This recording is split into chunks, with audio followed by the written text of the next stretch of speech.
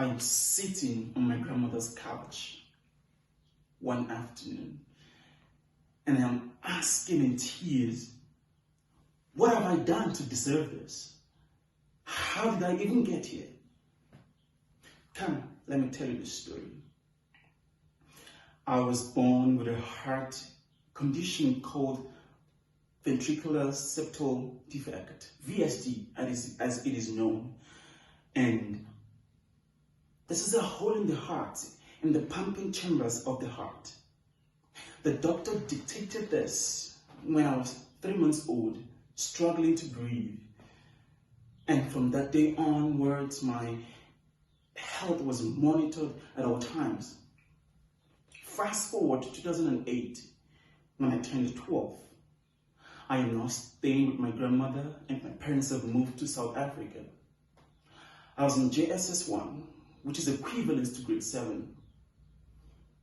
It was during break, and I was having my lunch under the sun. After a while, I started feeling the heat, and my temperature was rising. I went and reported this to my form teacher. She called my grandmother immediately, and within minutes, my grandmother was at the school. I saw fear and anxiety in her eyes, but I didn't understand why. Then she took me home, and she administered everything she can as a grandmother to calm the fever. The next morning, the fever didn't go down. She panicked. She was frightened, and she took me to the hospital. Getting there, of course, they knew my conditions that I myself didn't even know.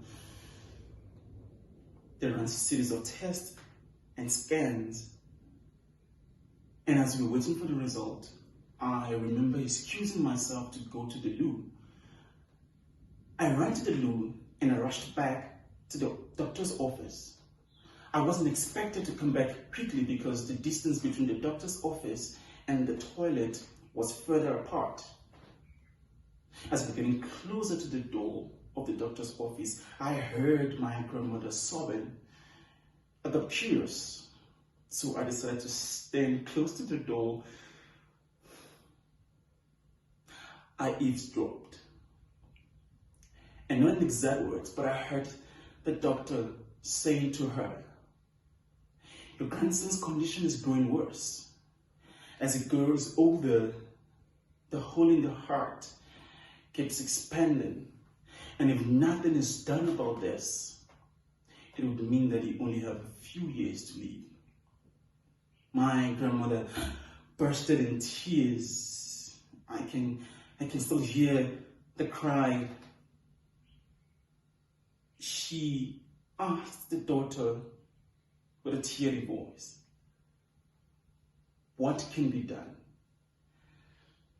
The doctor said to her, "Your grandson have to undergo a surgery, but it cannot be conducted now because he is 12 years old. We have to wait for him to clock 14 years old." I was standing by the door, still shaking. My palms were sweating, the sole of my feet, my buttocks were sweating. Tears started rolling down my eyes, down to my cheeks. After a moment, I wiped it off, and I slowly walked into the office, pretending like I heard nothing, and no one knew that I heard anything. And I remember we went home, and from that day, nothing was ever the same. My grandmother became more fearful. She treated me like a fragile egg, like I was about to break. My parents called in almost every day to check up on me.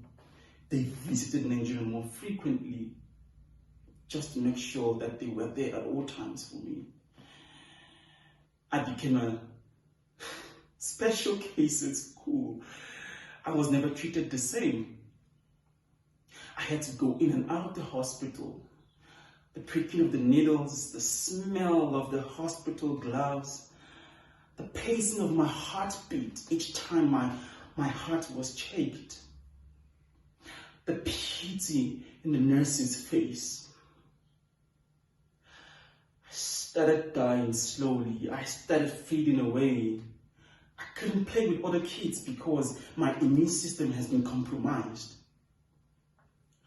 My childhood was taken away from me. Fast forward to when I turned 14. My grandmother called my parents and she told them that it is time for them to tell me my condition. My parents flew back to Nigeria.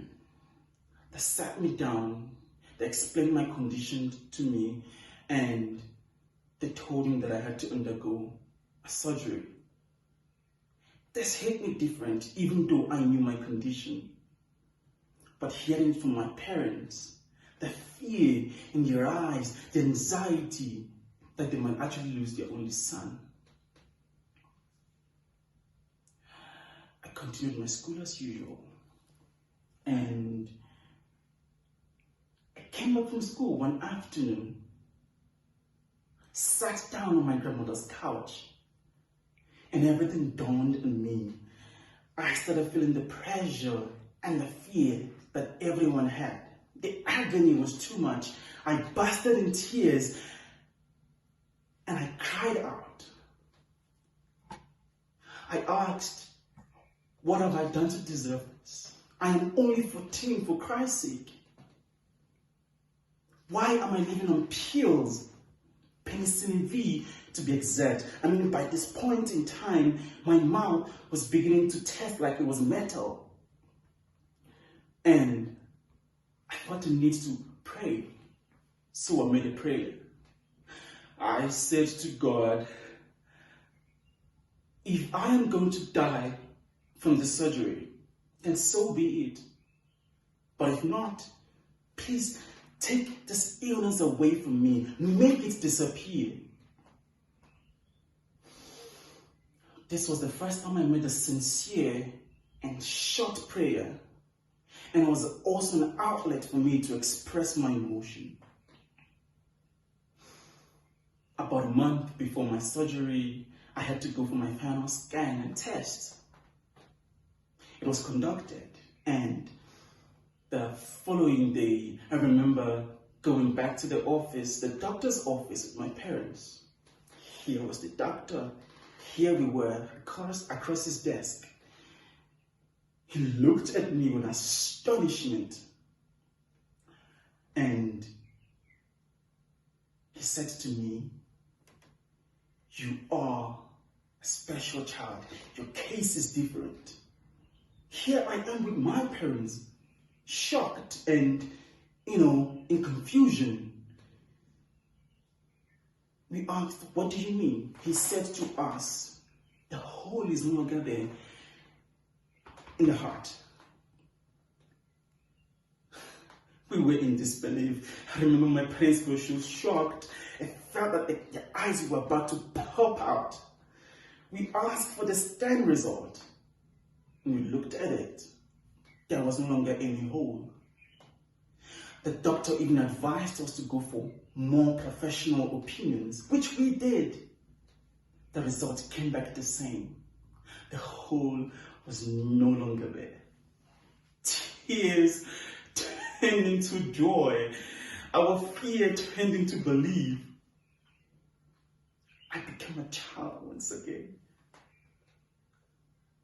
And I knew from that day onwards that I had a purpose, and that's why I'm alive. That is why I had this miracle.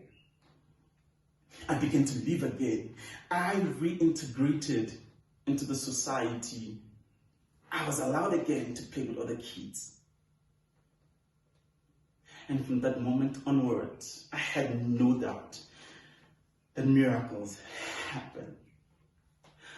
I am sitting in front of you today, telling you this story because I am a living miracle.